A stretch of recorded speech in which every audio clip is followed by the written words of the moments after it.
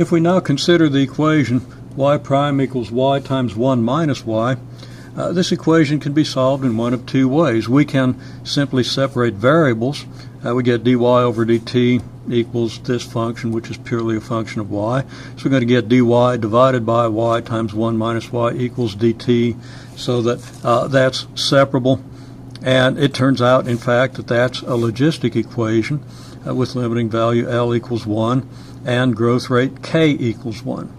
So that's a very easy equation to solve using the same techniques in integration that we used in the logistic equation, and is in fact an instance of the logistic equation, again, for which the limiting value of the variable of the population y is 1. Okay, it's also a Bernoulli equation. If we expand this, we see that this is of the form y prime first equals y minus y squared, so it's y prime minus y equals y squared. That's a Bernoulli equation of the form, let's use a different color here, of the form